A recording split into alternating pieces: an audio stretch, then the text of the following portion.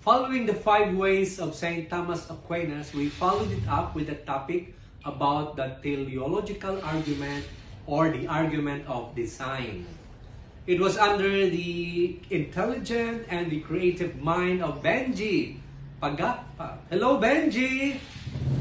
That William Paley's teleological argument was opened and was visualized. The complexity of the world with its order, its purpose, its use or telos gives proof of the existence of a world maker who is God. When we argue that if something has a purpose, then it therefore must have a designer. Take note that this argument is a posteriori, meaning they are based on experience. It is not based on an idea, but there is evidence, there is experience. The basic premise, the appearance of design, with the evidence that we find in the world where we have order, discover purpose, or find beauty, gives the appearance of a designer who we identify as God. William Paley's argument uses an analogy of the watchmaker. We find in a watch its complexity, its intelligent design, its purpose to point to an intelligent maker. The marks of a complex and intelligent designs are proof of the existence of a designer or maker who is God. And what we find in the watch, we also find to exist in the works of nature in terms of complexity, purpose, and design to strengthen the existence of a designer. And the designer must have been God. Any design like a ball pen or a cup indicates a designer and a maker. So using the argument of design, we can support the existence of an intelligent designer who is God.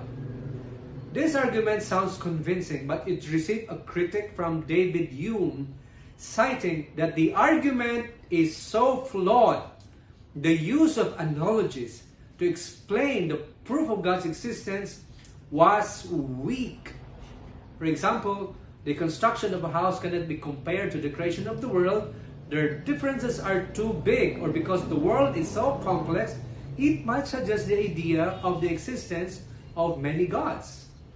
After the report, an open forum followed with an explanation on utilitarianism, or the thing or activities that gives pleasure or happiness to most people, regardless of the dissatisfaction or disapproval of a few.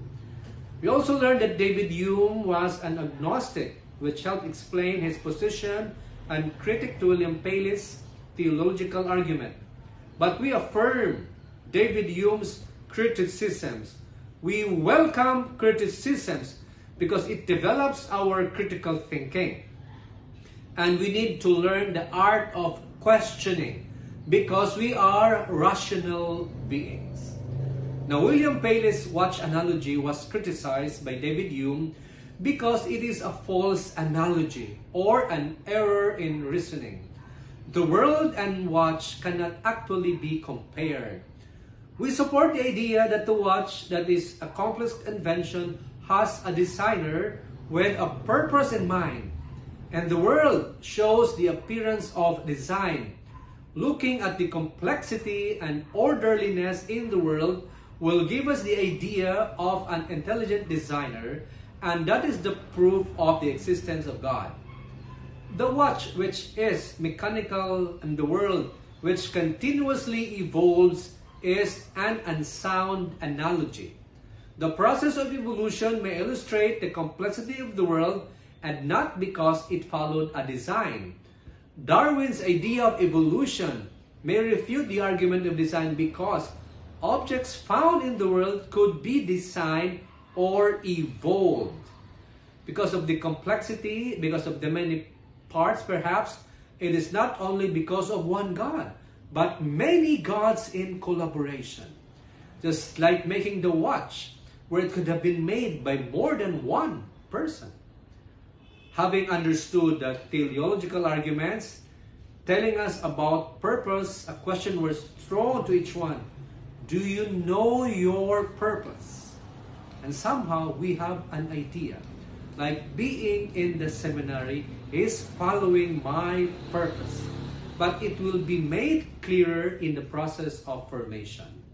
Here it was cited the weakness of William Paley's argument of design or purpose because not everyone is aware of their purpose. We are in the process of knowing and understanding our purpose. And now we continue the process of knowing and understanding the existence of God.